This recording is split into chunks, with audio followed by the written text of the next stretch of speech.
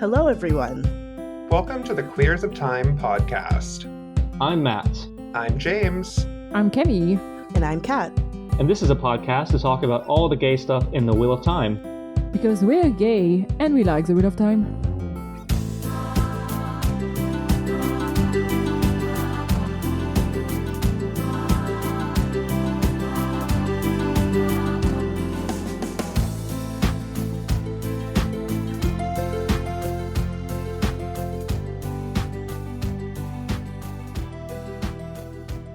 As always, wait, what are we doing usually at the beginning of the episode?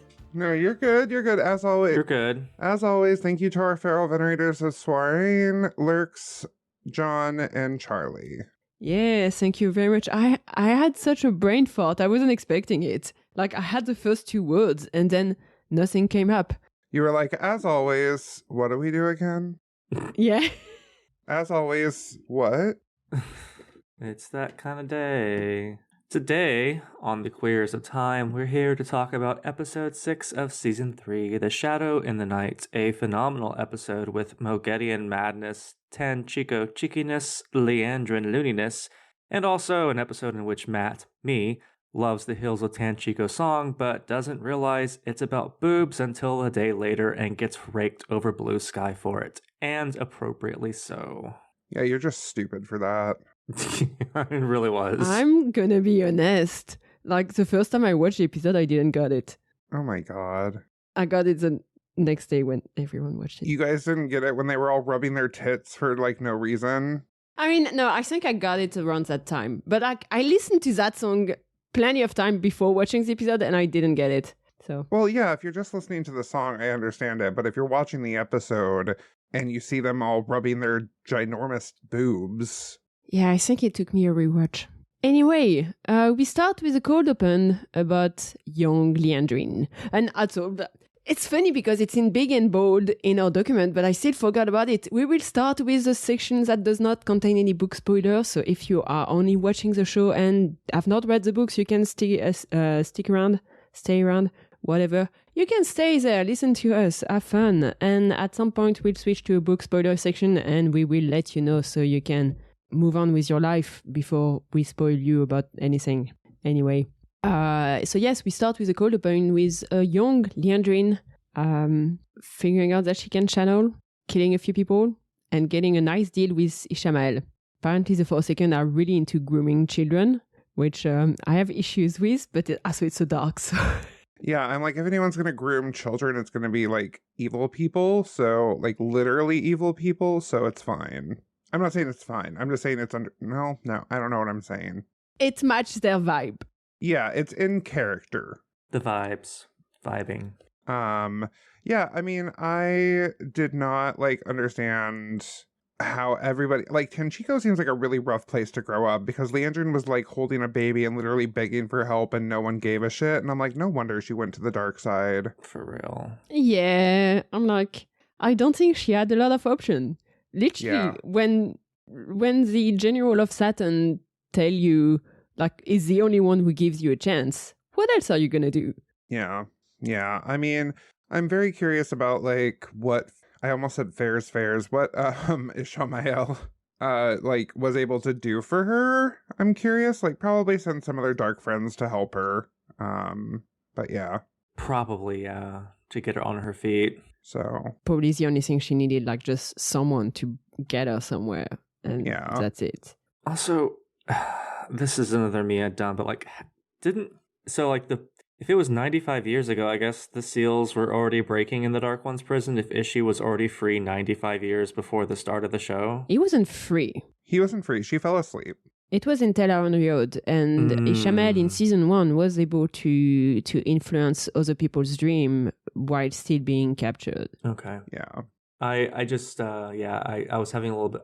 I knew that the internal logic of the show was fine because Rafe wouldn't fuck up something like that, but, like, I just, like, how did this work again? Yeah, she was asleep, and she just had a dream, and Ishamael, like, went in it, and yeah. Yeah, my guess is also, like, there's a lot of things that started to happen before the Forsaken were around. Like, the Black Asha, we know they're really connected to Ishamel, and they didn't start it at the end of season 1. So my guess is that like at least him was able to influence the world for a lot longer than the time he was free. Makes sense.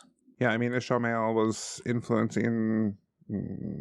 I guess that's a slight book spoiler, but he was able to influence the world before, like, for periods of time in the books. So yeah, I did appreciate like seeing young Liandrin, especially like we saw Tanchico a little bit in previous episode, but always from like far away.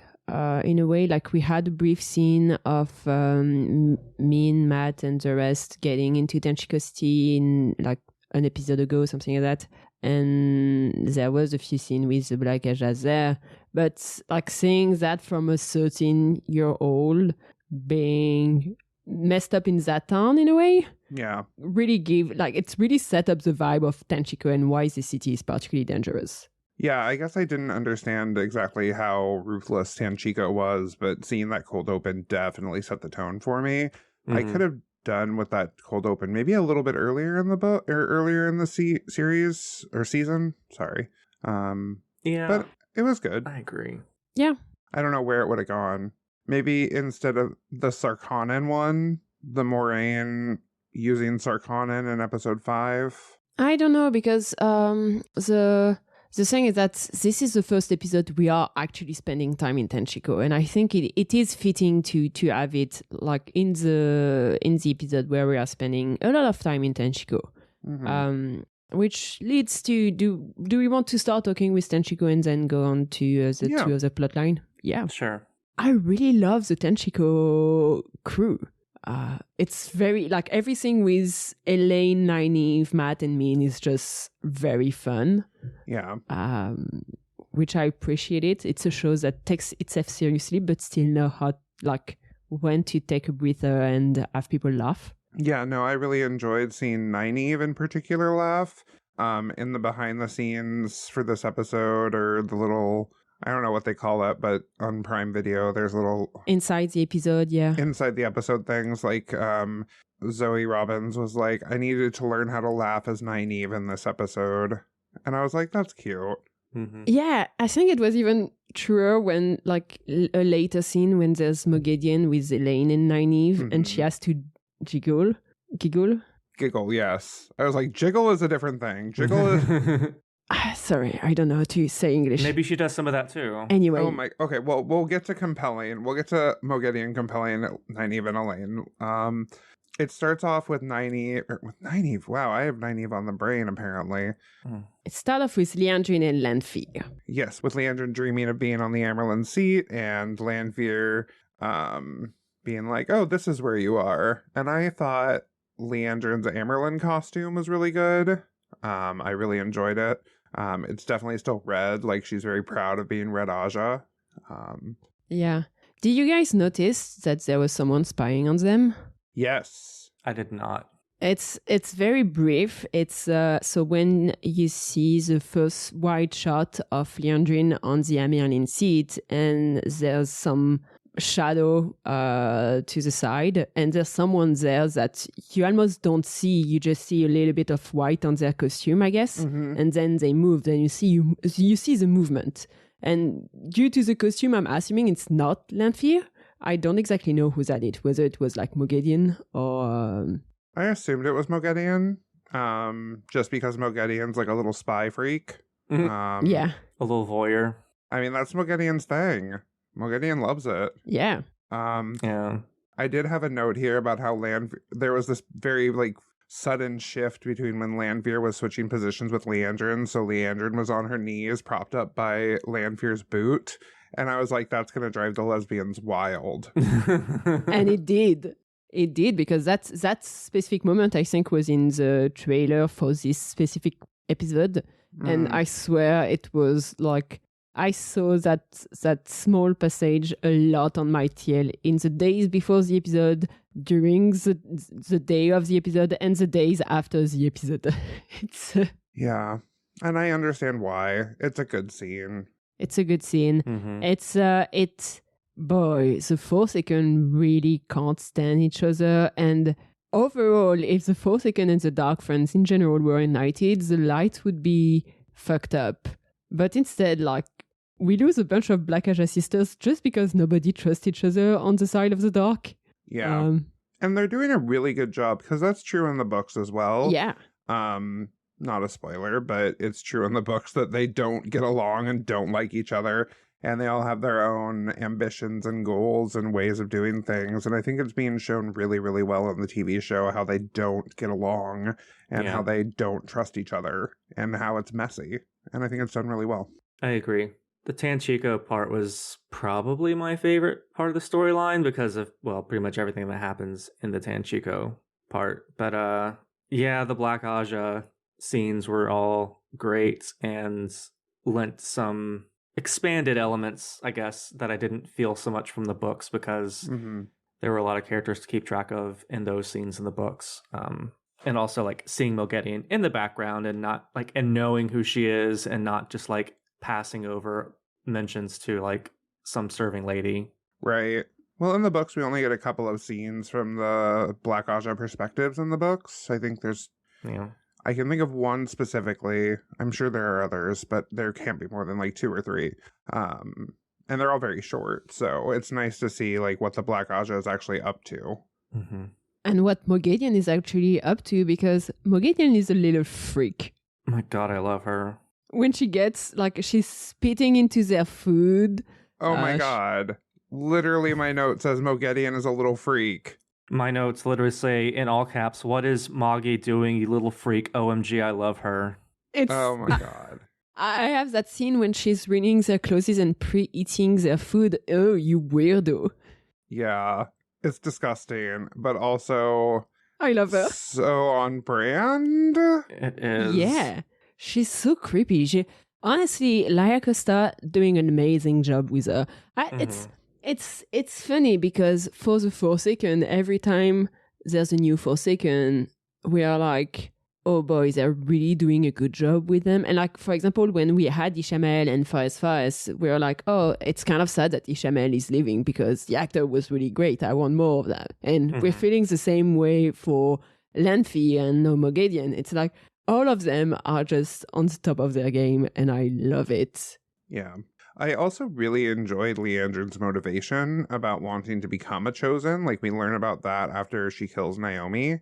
And I think that's a really nice motivation. Like, in the books, you hear of, like, dark friends and stuff wanting to rise through the ranks and become, like, dreadlords, which are essentially, like, channelers that oversee, like, I don't know, they're channelers that oversee large groups of armies and stuff. They're like generals. Yeah, like generals. Sorry, that's a great word. They're like generals in the army, but you don't hear of people wanting to become one of the chosen necessarily. So Liandrin is very ambitious, and that's a nice change. Yeah. I like the fact that they've like upped Liandrin because at first we thought they were going to merge Liandrin. Well, I didn't, but like people thought they were going to merge her with other sisters, and I think they've essentially brought her in the background to do a lot of the heavy lifting of background Black Aja in the books that we never get to spend a lot of time with. Yeah, I agree. It's kind of true of most of the Aes Sedai in general. Like, we don't have that many named Aes Sedai so far, and they are basically grouping a lot of plot points and focus on a few Aes Sedai. It's not really merging characters, it's just selecting a few interesting ones and giving them even more to do.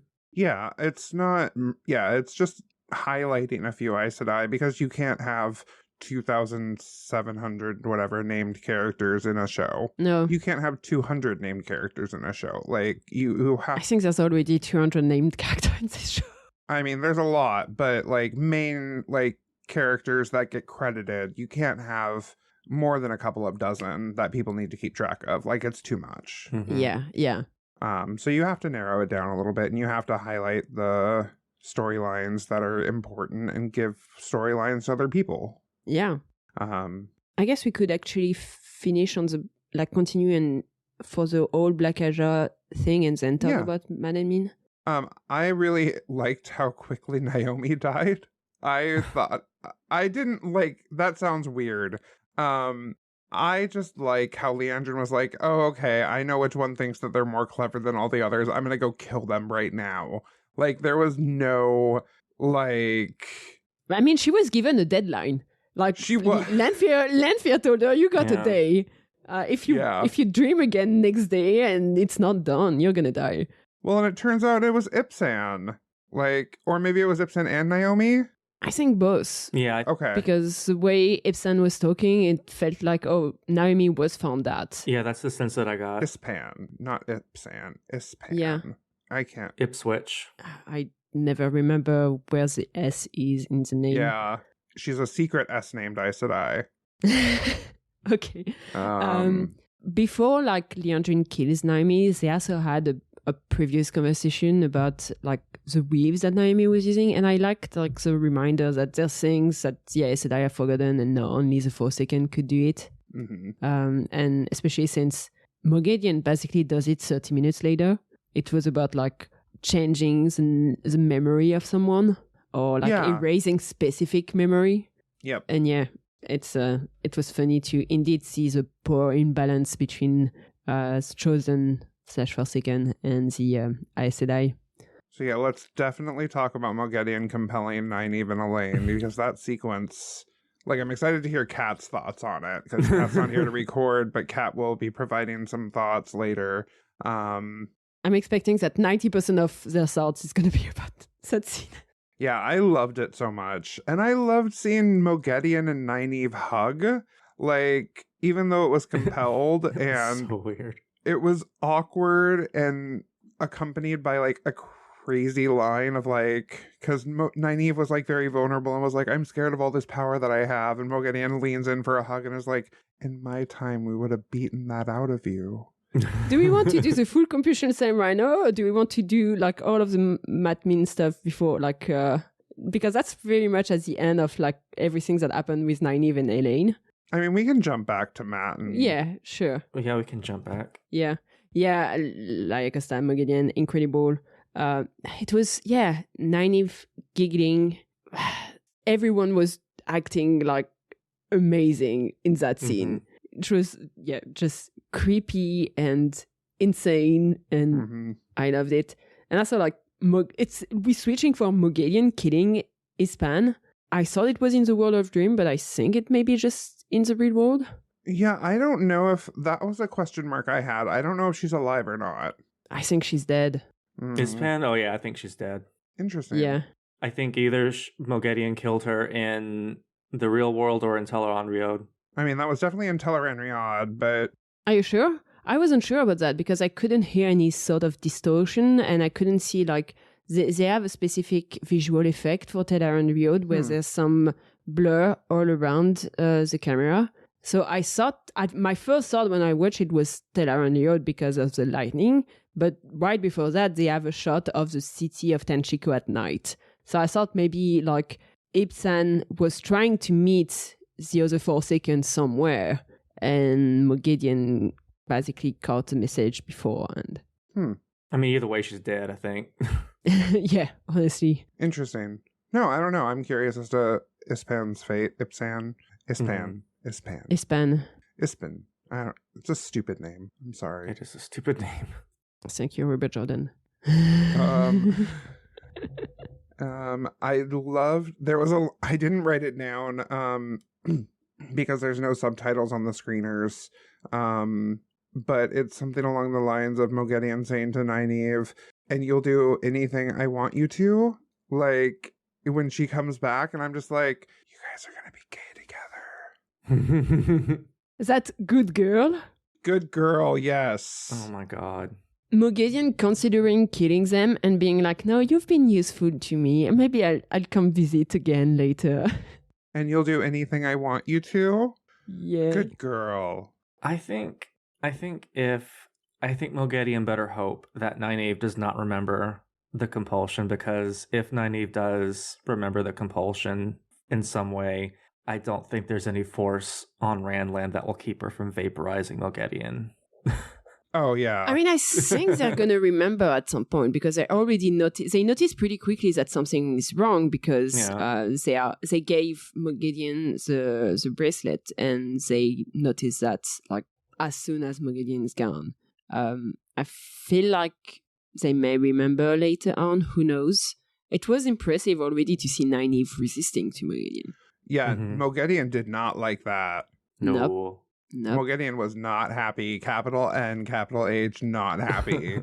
I mean, the Moghedien cutting Nynaeve's cheek was, in my opinion, like just a poor play in a sense that, oh, you're resisting to me? Can you resist to that? Are you going to flinch right now? And yeah, it was kind of a silly revenge in a way, petty revenge. One thing that I did have a note on is Moghedien mentioning that Ravin wants Elaine dead. Yes. And I'm like, is using Moghedien to do that? Like, can't you handle your dirty stuff by yourself, man? But also, like, he was so nice to Elaine, and I know he's a Forsaken, but the contrast between Gabriel, who was drinking with Elaine and probably would have an opportunity to get rid of her, and now he's like asking Moghedien to kill her. How dare he? Yeah, and I think Moghedien mentioned that she sent 2 of her gray men to kill Elaine and it hasn't worked. Yeah. And I'm like, I can think of one. Yeah, the one at Varin's office was definitely like could be for Elaine and or Nynaeve, but the first one was definitely attacking Nynaeve. Yeah, so I'm curious about that one. Maybe it's like the first Grey Man saw Elaine having a very nice time with Aviendane and was like, okay, let's not disturb them right now. Even the Grey Man was like, you know what? She deserves some pussy. Good for her. Yeah, let's go back to Elaine, Matt, Min, and Nynaeve. Unless we have anything else on the compelling. No. I thought Elaine's Tanchico accent was awful and hilarious. Yes. I mean, was she trying to do a Tanchico? She mentioned Tarabon, but I don't know where Tarabon is. Tanchico is in Tarabon. Okay. Speaking like a true Taraboner. Okay, yeah. Yeah, you know, I don't know shit about accents. The accent was definitely surprising, I guess. I'm not surprised that someone caught up on the daughter hair of Andor thing. Yeah, God, I love Elaine. I love show Elaine so much. Like, whatever happened to subtle? Like, she doesn't know that word. Elaine does not know the word subtle. I assure you, I was blending in. She does not know subtle. Yeah, her accent sucked, but I think it was like purposefully on the part of the writers and Kira that it sucked because it just added to the. Yeah, I mean, I think it's on purpose because Elaine has never been to Tanchico anyway. So, but I just found it very funny how like we have this small discussion between Elaine and Nynaeve at first, and then Matt and Min arrives, and Nynaeve's very much already giving them order about what to do, and Elaine saying like, we'll handle anything that requires subtlety. And I just love the dynamic between the 4 of them. It's very funny, and it's so interesting to see how that evolves along during the episode, especially with the subtlety comment about Elaine. Yeah. I love Min and Nynaeve as a comedic duo because I don't think we've gotten a lot of those those 2 together. I think it's the first time. Yeah, I don't think we've had any of them together, actually. Yeah, but it was a very funny and effective way of like seeing how they interact with each other, and then like just totally getting information out of a guy by lying to him about her vision. She's like, oh yeah, he's gonna die. Yeah, that was a great line. She wasn't happy about it. Like, she had to take a drink after that because she especially by telling him that he's gonna marry Jane, whatever her name is, that's kind of her pushing him to his death, and she's fully aware of that. Yeah. But like, yeah, Min and Nynaeve's dynamic was very funny. Like you're scowling. No, I'm not. You are. It's suspicion. It's just my face. That's me. Yes. That was so me. Same. I was just like, Nynaeve girl, I get you. Mm-hmm. Yeah. That's just my face. I just look like I'm mad. I also really loved going back to Elaine's accent. It's so on brand for her to believe that she could just do a Tanchico accent because she's Oh, yeah. the daughter heir. Like, she's like, no, I got this. I know exactly what it sounds like. And I'm like, girl. I mean, she does exactly the same thing about the song. Like, so Matt ends up finding some people that is trying to figure out where the color is, and is talking to someone in particular that seems to admire him quite a lot. And then he finds Tom. Boo. With a Gleeman's code this time. It's still not the Tom that you like, I'm guessing. He has a Gleeman cloak though, which is nice. Does. My notes just say, oh, you were fucking kidding me. Tom fucking Marilyn, Matt just going about with teasing the Hornivalier right out in the open. What a dummy. I mean, Matt is just not very bright. Yeah. Bless his heart, no. He's in his himbo era. I did enjoy like Matt taking Tom's money directly. That was a nice callback from season 1. Where like Tom stole Matt's money. And then you get like Tom knows about Liandrin, which I found very interesting because Tom doesn't want to deal with them anymore. Apparently he lost enough, which I'm curious what this is referring to. But like Tom knows that they're looking for Liandrin, like knows that Liandrin is bad news.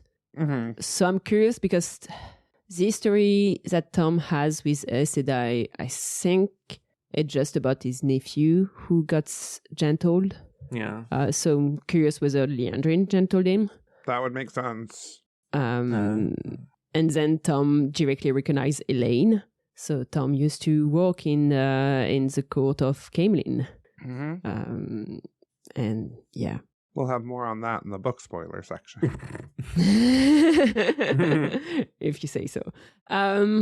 Yeah, one of my other notes is raise your hand if you only got what the Hills were at the same time than Elaine. Hey. But I suppose that song is a bob. Yes, I got it when they panned to a woman in the audience going like, woo, with her titties. Here's my boobs. Look at my titties. I must have missed that. I see lady boobs and I just sort of glaze over. But it's very funny that there's also this shot of the same lady doing that, and Matt looking at her and immediately being like, "Oh no, I shouldn't be watching that." Oh, I didn't see that. I love that. Oh, Matt's reaction was actually very funny too. Yeah. Speaking of Matt, I cannot tell if Matt was flirting with that guy or if he was just being dumb. I think he was just being dumb. I did not get flirtation vibes. Okay. And I was looking for them. They just need to let Matt fuck everybody. Yeah, they need to let Matt be a whore, a slut. I'm sorry. No, he can get paid for it. Yeah, he can get paid for it. Yeah, but I mean, it's charmed worked out because that admirer apparently came back with a bracelet, the second bracelet, which was interesting, I guess. Very easy to get. Suspicious. I'm suspicious as well. I thought it was completely wild that the dude just found the bracelet. Yeah, me too. Like, I'm willing to let the writers just have that because I genuinely don't think there's more to it. Okay. Yeah, I mean, I don't know. It could be, Matt could just be lucky, which it's good for him, I guess. I am not sure. Anything else we want to say about Tanchico? We saw some Illuminators, like they got mentioned, and we got a little bit of fire play, I guess, which found like it's a nice part of Jordan's world. I like the Illuminators, basically people handling fireworks. So it's nice to see them being part of the show. Other than that, yeah. So everything was very funny. Drunk, naive, hilarious. Min. I love Min. Min. I think Min. Yeah. When they arrived and they see Elaine singing and Min is dancing, that's tiny dance. She makes the weirdest face when she does it. She's like, her. Yeah, I agree. That was hilarious. I don't know. I really like Min. I think Min just brings a lot to, she heightens other characters a lot, which I think is really great. Yeah. She brings other sides of characters that we have seen, that we had not seen before. Like, for example, the trying to get Nynaeve to relax, trying to have Matt caring about something in previous episode, for example. Yeah. I like her. Do we want to move to the waste? Because I don't have anything else on Tanchico. No, me neither. Yeah, sure, we can move to the waste. Yep, waste. Get wasted. Okay. So I feel like in the waste, a lot of the time in the waste was spent on Egwene in her dream, still trying to fight off, like to get control of her dream. So first by trying to push Bear and Melaine away from her dream, and we don't know whether she succeeded or whether it's Lanfear who managed to do that. Oh, I thought it was Lanfear that pushed them out. I was under the impression it was Egwene that pushed them out and it was Lanfear that kept them out. Yeah. Oh, okay. Yeah.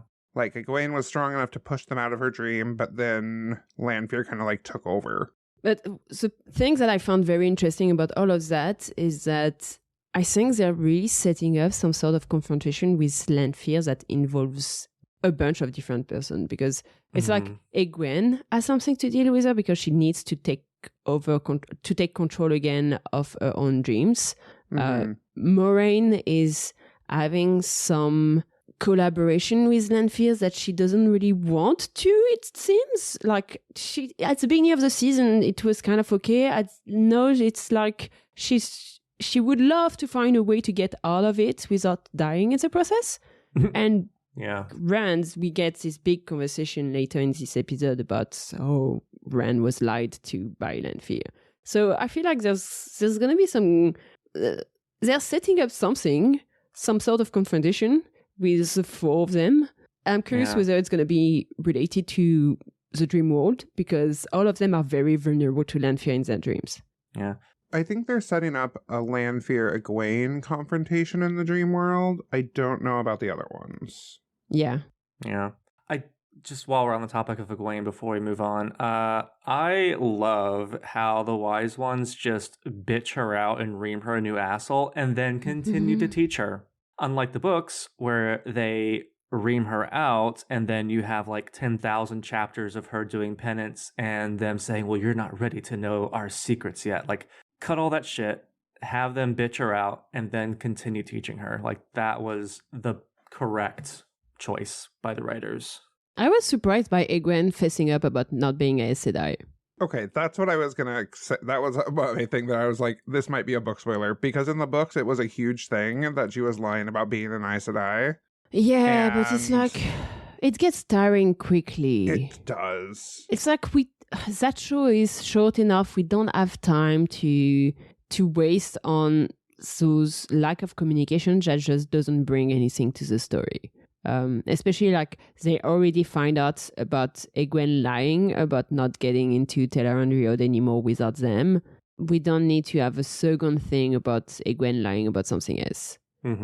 Yeah, I don't know. I really love how they're improving the relationship between Egwene and the Aiel. I'm sure there's going to be some drama later seasons, but for right now, it's going really well. Yeah, agreed. Yeah, I'm not sure whether they need drama actually, but it's nice to have someone with a good relationship to the AI. Yeah, I really love the VFX in Teleron Riad. The way they kind of like into ribbons, I guess. Like, yeah. However, I don't know how to put it. Not ribbons, but like little slivers of whatever. Yeah. Yeah, it was really, really good. We get also like a scene with Lanfear and Moraine. With basically Lanfear telling her, hey, I'm going to do something, please don't get involved. And also like, oh, you're afraid of me now. What did you see in Radiant? I found Moraine's slight head tilt at the, I feel like you're trying to stay useful to me so I don't dispose of you. That was very fun. That was nice. Yeah. But yeah, Moraine she seems to have an even harder time being in the same place and Lanfear than she had like in the first episode. Well, because she's seen Lanfear killing her 3,000 different ways. Yeah.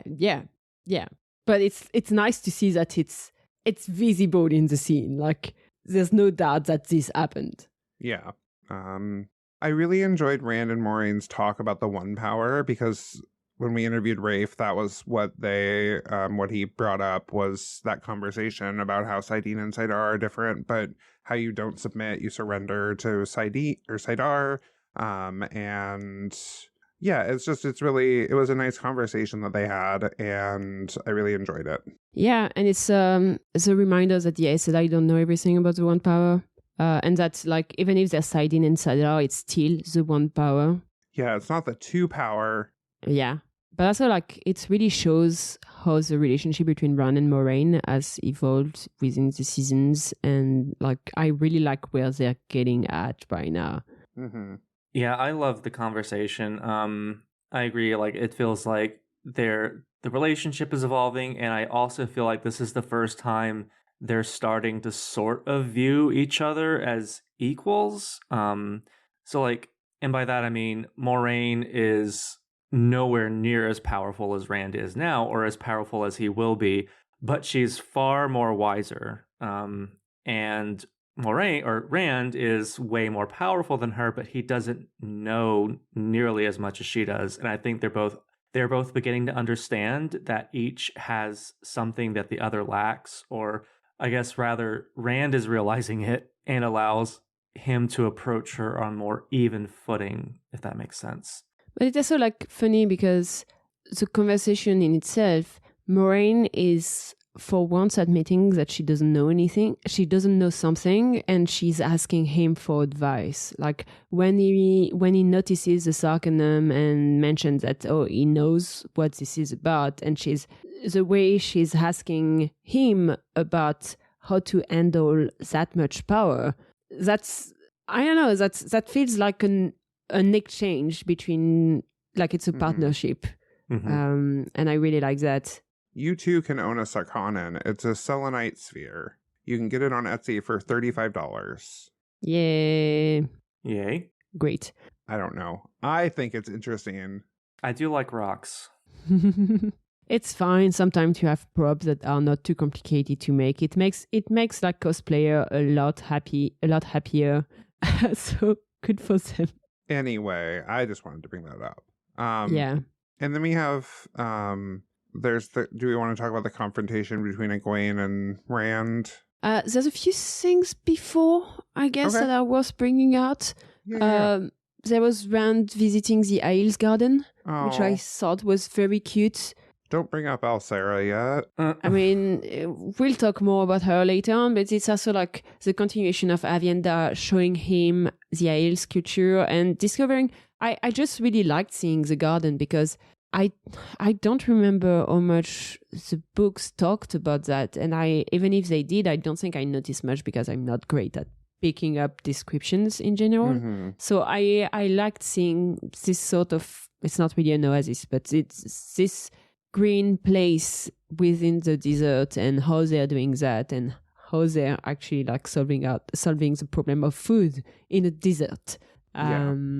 And I liked how Rand interacted with Alcera. Like, he makes mistakes, but he handles it well, and like he's not too proud to apologize, and we see him actually trying to learn the culture and to behave how someone who has inflicted shame on someone would behave in order to apologize and to pay back his debt. And also, I just love how the show is just building its lore and it's different culture without feeling like we're in a classroom. Like, it's nice. I will say I did not realize that Alcera was a girl until they said that they were training to be a maiden, and I was like, oh, Alcera is a girl. Noted.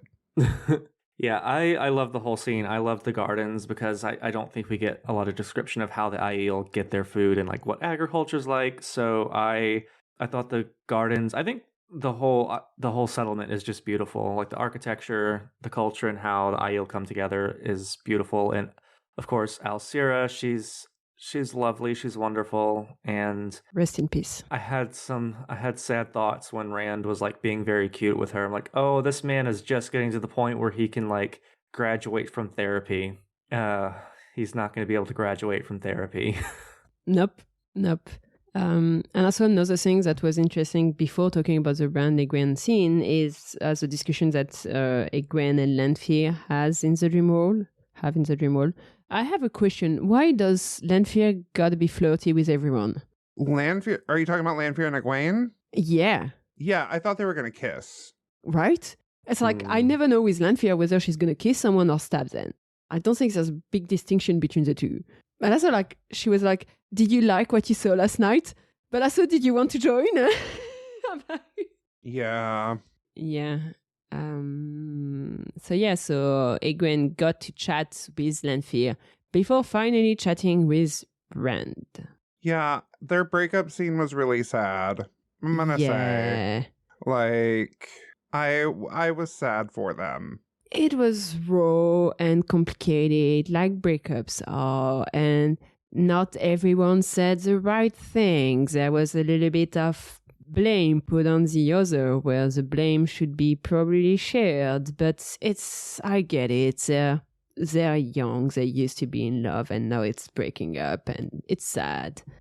Like, for example, Rand saying, "There's so much you don't understand," but also you don't tell her, so how can she understand?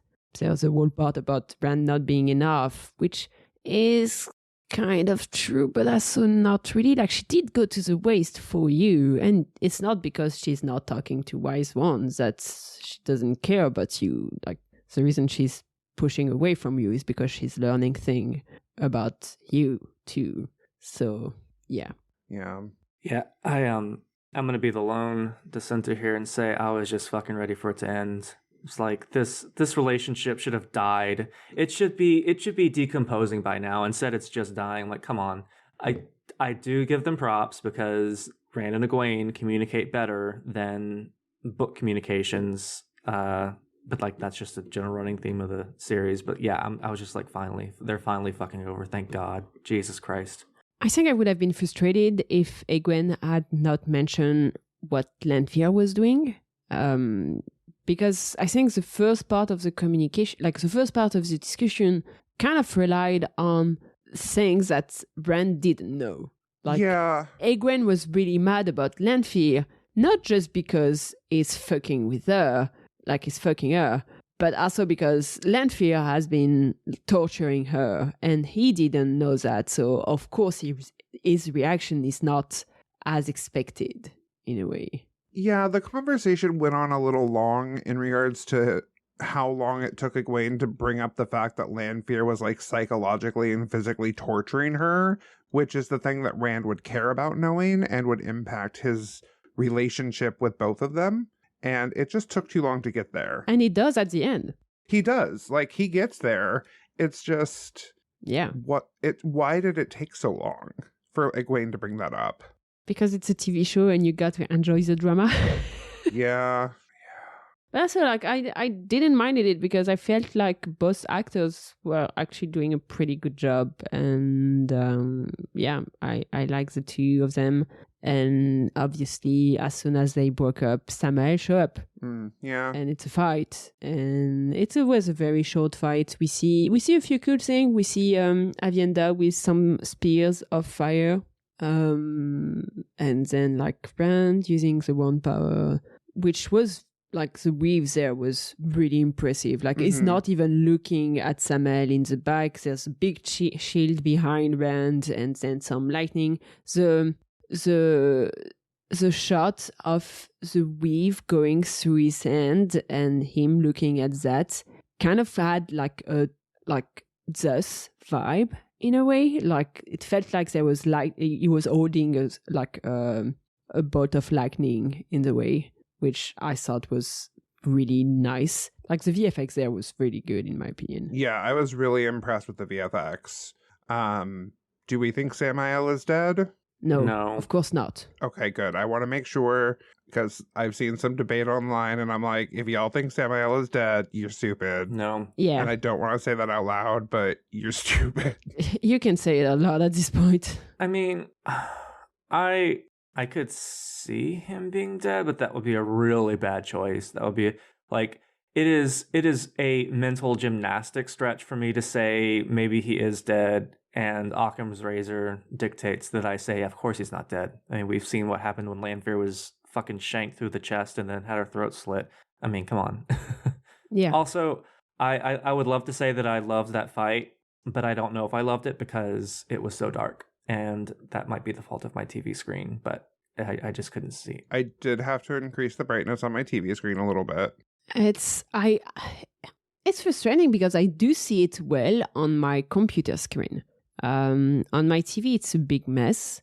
Part of it is probably my TV setup. I'm also like curious at this point if the Prime Video app also has some weird setup, because I don't think I don't know. It's the lightning part this season has been kind of tricky. Yeah, this is the first time I really had a problem with it.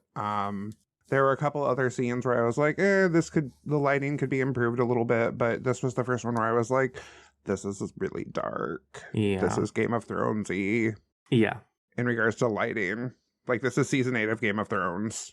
Yeah, it reminded me of the night King, the fucking battle. That episode? Yeah, that episode. Yeah.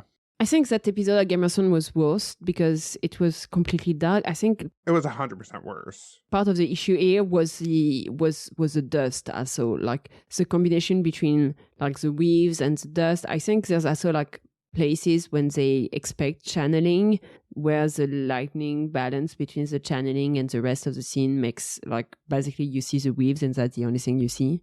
Mm-hmm. But yeah, it's frustrating because I never know whether it's just setting, whether it's like Amazon Prime, like Prime Video setup, or whether it's like from people who are working on the lighting of the show directly. And I wish I could just see like the product as they want us to enjoy it. But whatever, it is what it is. And then we get that very sad scene with Rand shouting while crying and trying to bring Asa back to life. Before we get on that, can we talk about Avienda and her fire spears?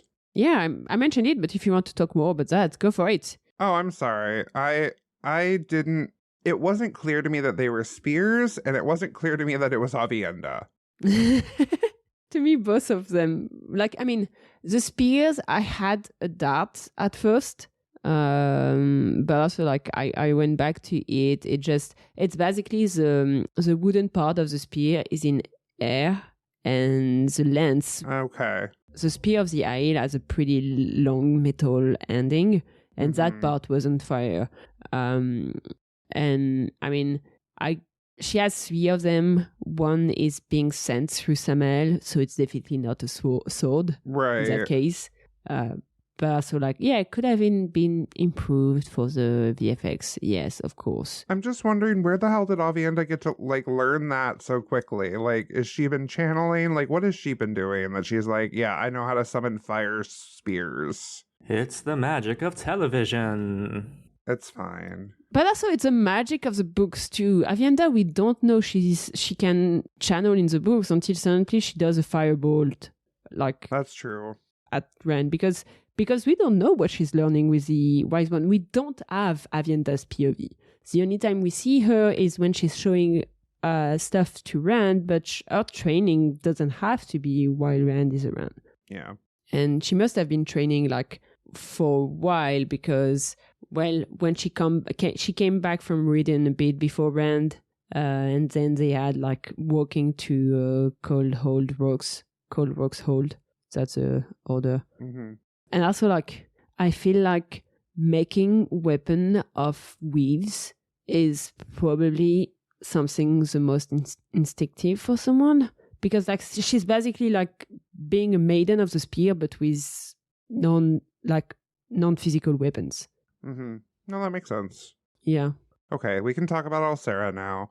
I didn't think he was going to he didn't fully do the thing. Slight book spoiler, in the books he makes the child that dies dance like kind of like a puppet and like stand up and stuff, and I'm glad they didn't do that, but there were bones cracking. Mm-hmm. Yeah. And it was very unnerving. Mm-hmm. Yeah. He's going to need therapy again. Like, we had just gotten to the point where he could graduate therapy, and now he's back at square one. Yeah.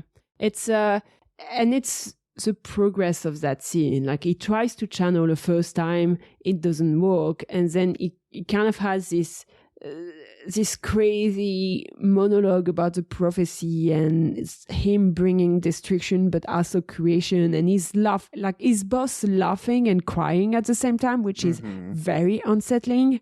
And then he keeps channeling, and there's really only Moraine that is able to calm him. Which I believe is kind of what happens in the book.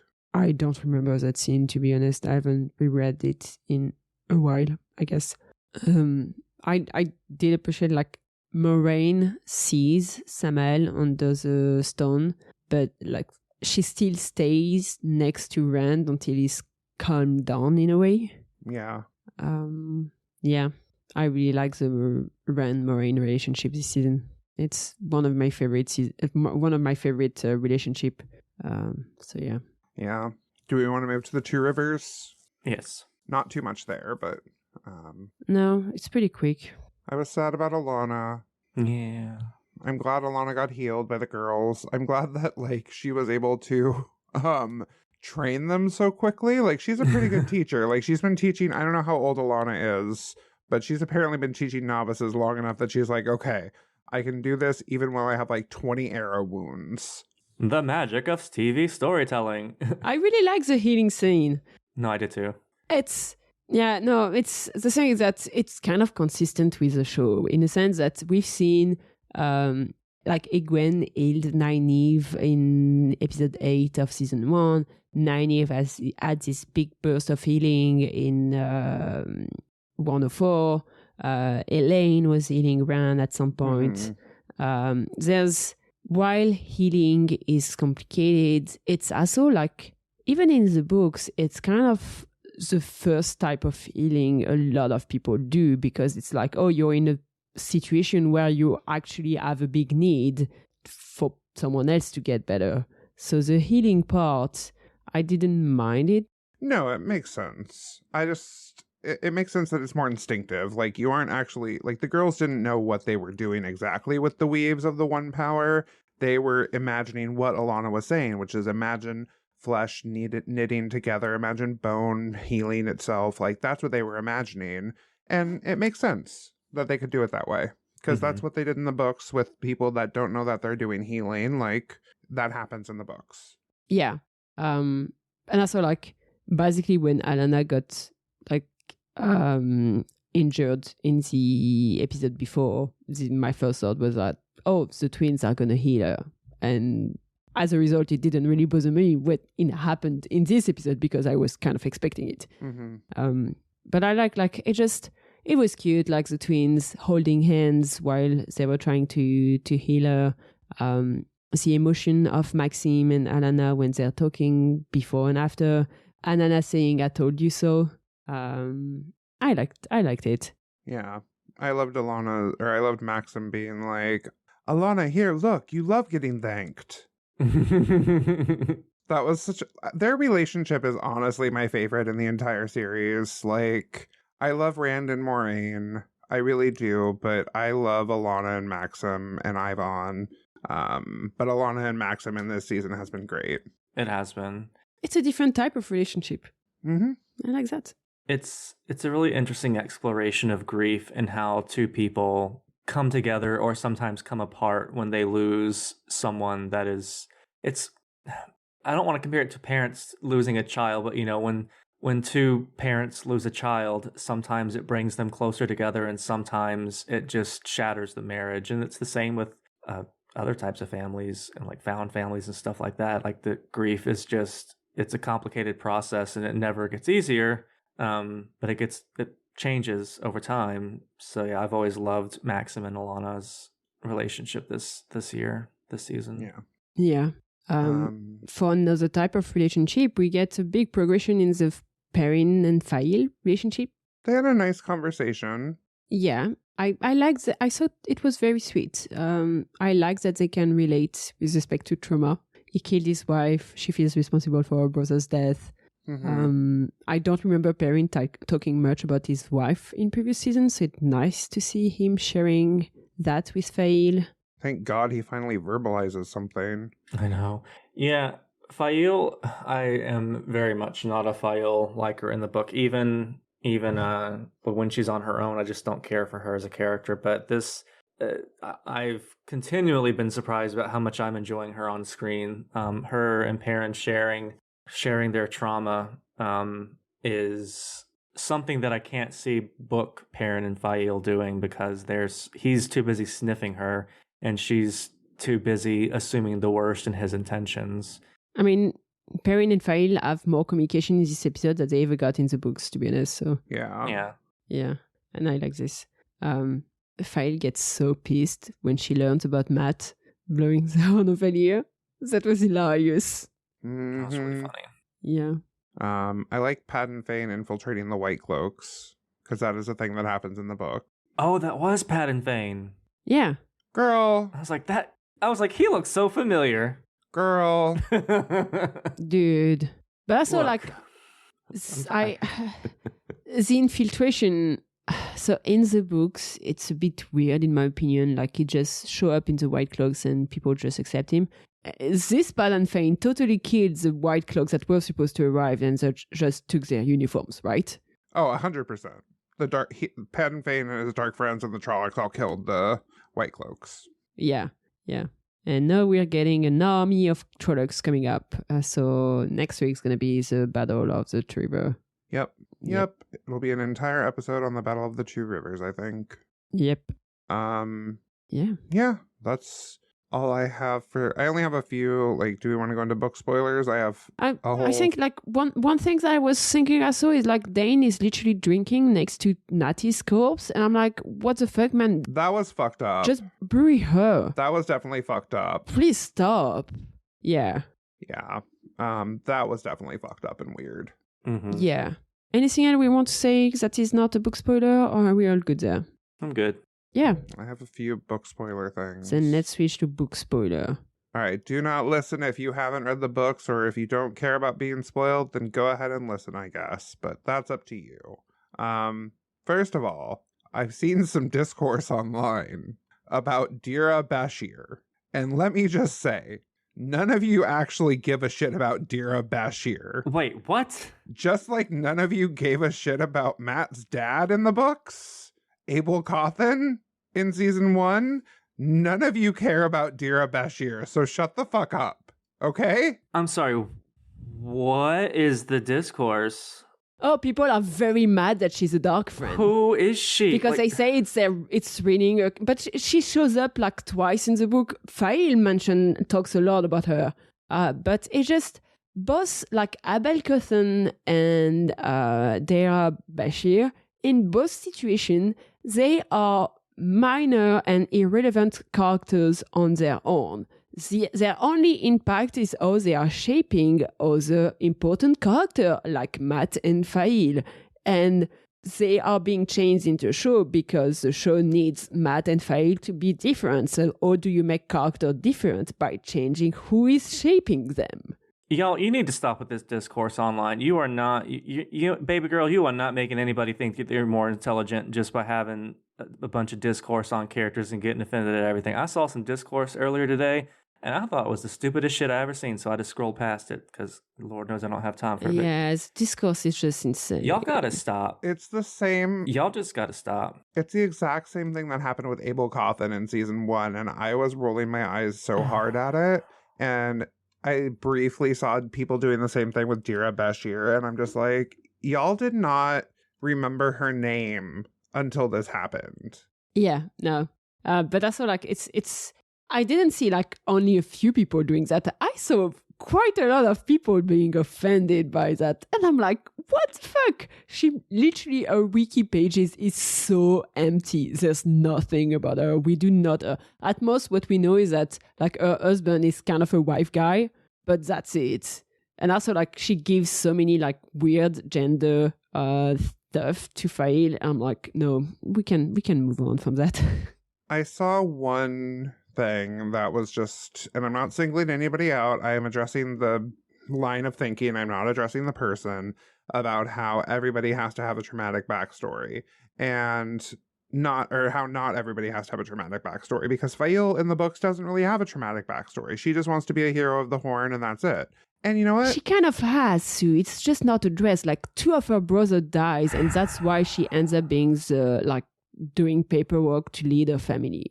But nobody cares about the brother. Yeah, nobody cares about that. Like, you have to make it compelling, and this makes it compelling. And also, it's the apocalypse. Like, everybody's traumatized. We're nearing the end of the world, or the end of the world again, y'all. Like, this is post-apocalyptic fiction. Like, this is, y'all, like, shit's gonna happen. There's a reason why 99% of D&D players have their characters with a tragic backstory, because it gives you more content to get an interesting story out of it. Like, people who got a nice, sweet family usually don't want to live this nice, sweet, comfortable life. It's yeah. But also, like, and it's also interesting because it makes her relatable with Perrin. And yeah, we're talking about trauma bonding, but it's kind of what they are doing. It's Perrin feels like he can be open and honest about his wife because he also knows that, like, Fail can understand what he's going through. Yeah. I don't know. I just had to bring up Gira Bashir because I was just like, y'all like cling on, not you guys, obviously, but y'all in the general sense, y'all cling on to the stupidest shit. Yeah, and I'm not insulting anybody because I don't know the name. I don't know names. I don't know who was saying what. I just saw the text that I thought was dumb. So just take a chill pill. Not everything needs to be discourse. If you're not, like, you don't need to look for reasons to be offended in every scene of every episode of every season of the Amazon Prime hit TV series The Wheel of Time, starring Rosamund Pike and Rand al'Thor. Book spoiler that I thought was very interesting. Did you notice Liandrin Telemann whispering when Rand is channeling? I did not. Those are very hard to catch up, but there's 2 moments. There's when Rand channels during his discussion with Moraine, like, Moraine calls him, like, Rand twice, and in between, I'm pretty sure I hear a whisper saying Ilyena. Ilyena! Not really that way, but... Ilyena! There's also some whispers in the fight against Samael. It's really hard to understand what is being said. I'm pretty sure there's some Ilyena going on. Sometime I can hear, like, some I love you and I'll never hurt you. But it's complicated to say whether it's just I'm making things up or whether there's indeed whispers. I think there's whisper, but what is being said is still very hard to understand. But I love that there's definitely being introduced this episode. Well, we knew that the actor who plays Lews Theron was doing some, like, was in this season in some way, right? Yeah. Okay. We know he recorded line for that, so I've been kind of waiting to see whether there's a moment where we start hearing whispers. So yeah, we are seeing some here. I'm kind of expecting to see even more in episode 8, and it would be interesting to see more of the madness there. Yeah. Other than that, I mean, Alana is building an army at Channeler, and I'm looking forward to this. It's nice to see, like, the White Tower getting ready for the last battle, instead of, like, because it's going to be fighting against one another for very long time, but at least there's a part of the White Tower that is focused on the bigger problem, the last battle. Yeah. We are going to see the Panak Palace in episode 8. Yes. It's going to be fun. I am excited. I really hope we're going to get the Moghedien Nynaeve fight. I really, really hope we are. I think we are. I don't think we are. I don't think we'll get but it. I know. I think the case for us getting it is that, I mean, if they are going to go to the Panarch's palace, that would be a natural time for it. But also, Nynaeve might, because she's so powerful, she might break that compulsion memory and see Moghedien. And if she gets pissed enough, which she will be able to channel. like, because rage is one of the things that her channeling can't get past in the TV show, right? I know it's rage in the books or anger in the books. I don't remember because she hasn't been able to channel in a very long time. Mm. Yeah, she hasn't channeled at all this season. Nope. The one way I could see it working out is if Moghedien tries to go to the Panarch's palace, Nynaeve somehow sees her, recognizes her in some way, like it's a flash memory of her being compelled, that's a word. Compulsied. And then follows her there, and then they have some kind of standoff, because it doesn't need to take a whole lot of time. Mm-hmm. But I don't know. The thing is that my argument against seeing Nynaeve and Moghedien fight right now is we're probably gonna have something in episode 8 about a fight against Lanfears that I'm hoping will win. And I kind of don't want to show Moghedien being beatable yet. And also, like in the books, there is a few different confrontations between Nynaeve and Moghedien. Yeah, there are a few different ones. Like, it's just the Panarch's Palace one. I wouldn't mind, like, splitting them a little bit in a way. But I'll see. I think... So, I no longer believe, like, after this past episode, I no longer believe that we're going to have Tyr at the end of the season. I think we're going to have to focus on Tanchico's palace or the Panarch's palace. So, that being said, because Tyr would be a huge battle set piece, and I know we're getting battles with the Two Rivers next week or this coming week, but I think I wouldn't say it's unreasonable to have like some sort of Nynaeve Moghedien standoff. Like, I feel like they've got to establish that antagonistic relationship now that they've opened the door between Nynaeve and Moghedien. Like, they've encountered each other, and now the antagonistic back and forth has got to start in some way. So I would be surprised if there was zero Moghedien Nynaeve stuff. I'm curious actually whether we're gonna get Moghedien, Nynaeve, and Liandrin. That would be nice. That would be cool. Because Liandrin does have an affinity for Nynaeve. Liandrin wants to become a Forsaken, which Moghedien knows. So is there going to be like a weird... Like, I'm curious. I don't know whether Liandrin is going to be alive by the end of the season. Yeah, I really don't know. I think there's going to be some deaths, and I think if we get Moraine and Lanfear dying, we probably won't get Liandrin dying, because that's too many main characters dying. Mm-hmm. I think the Yeet is not this season. I think the Yeet is this season. I hope it's this season. I hope it's not. Like, okay, so the thing is that it's silly, but there's Rafe constantly saying that they're adapting the Shadow Rising and just the Shadow Rising, and Moraine's Yeet is very much a Fires of Heaven. The Fire of Heaven thing. And there's also there's an interview with Sheree where she talks about having seen with Sophia Okonedo, and she's like, oh, I wasn't able to get any scene with Moraine, but I'm hoping that maybe we'll get one next season. Interesting.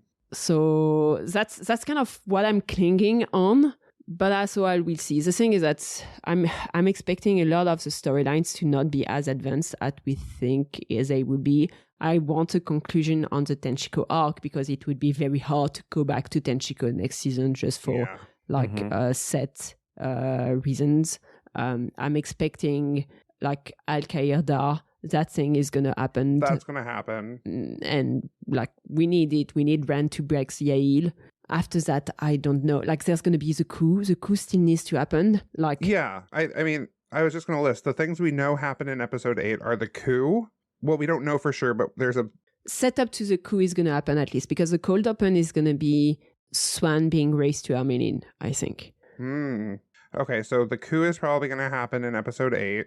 The Tanchico resolution is going to happen in episode 8. Mm-hmm. I don't think we're going to get any Two Rivers in episode 8. We're going to get Alcaran die in episode 8. We're going to get who died in episode 8? Alcaida. Alcaidar. It's not who dies. It's a place where Rand breaks Yael. Oh. Where he breaks the news to the Aiel that they're all Oathbreakers. Oh.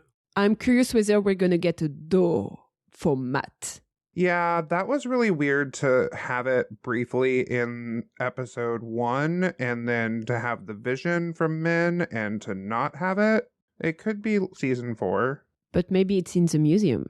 It could be in the Panarch's Palace where we get the Moghedien Nynaeve fight and Nynaeve... Maybe we could end on a cliffhanger with Matt being hanged. Ooh, that would be good. Yeah, that would be good. I think, at least for me, like if I was writing the show, I would write the coup as the cold open for episode 8 because it is a mirror of the cold open of episode 1, which is chaos in the tower. Yeah. That's how I would do it.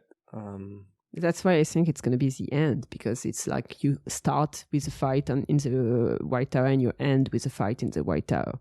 Yeah, that would be interesting. And also, like, I feel like so far they haven't set up everything about the coup, because in order to have the coup, Elida still need to lose a vote to Cage Rand, because that's what triggers her into doing the coup. I don't know. I really want to see the Moghedien Nynaeve fight because I want to see Moghedien say, "I'm going to ride you like a horse." Like, that's all I want to hear. I need to hear that. I will be so disappointed if that happens, if that we get the fight and that line doesn't make it into the show. I know it's not going to make it into the show. I know that in my heart. I know that in my heart, but my head is still hoping in my heart of hearts that I will ride you like a little pony or whatever makes it in the show. Another thing that I had is that silly that I really think there may be more to Matt's admire. I'm like, is he Asmodean? I want to know. I would. So here's my thing. Yes, Matt is lucky, but luck tends to happen to Matt when Matt is around, and this guy is not Matt, and this guy is away from Matt and finds the bracelet. So I think this is less Matt's luck and more, yes, I think this guy's Asmodean. That's the short answer. I think he's Asmodean or someone else nefarious. It'd be fun. I just think he's a random guy. It's very possible also. Also, like, one of my... apparently, the actors who play that guy had an Instagram post that got since then removed about how he couldn't tell his name yet. Yeah. But, yeah, I'll see. That's something we're not going to know until episode 8, but I'm very much looking forward to episode 8. Mm-hmm. I'm curious also, like, just to... I mean, we know what's going to be episode 7. Episode 7 is just the trailer, but at least once the episode 7 comes out, there's going to be the trailer for episode 8, and I'll be very curious what's going to be in it. Yeah, I'm excited to see what's in the trailer. Yeah. I'll probably not watch it. Episode 7 is good. That's all I'll say. Yeah, great. Anything else to say? Nope, I think that's all. And thank you very much for listening to this episode of The Quiz of Time. We hope you appreciated it. That's such a weird way of saying that. I hope you enjoyed it. I was going to say, I'm like, we hope you appreciated what we do for you every week. No. You'd better. I hope you enjoyed it. Anyway, you can find us on Tumblr, Blue Sky, maybe TikTok, Instagram, we'll see. We have a Discord. You should join the Discord. It's always fun. If you like the show, feel free also to leave like a review on Apple Podcasts or this kind of thing, just so people can find us. It's always nice when more people are listening to us. And yeah, if you want to support us, we also have a Patreon. It's always very much appreciated. And yeah, that's about it. Bye. Goodbye. Bye. Thank you all for listening. This was Queers of Time, a Wheel of Time podcast. The music is Dance of the Witches by Julius H.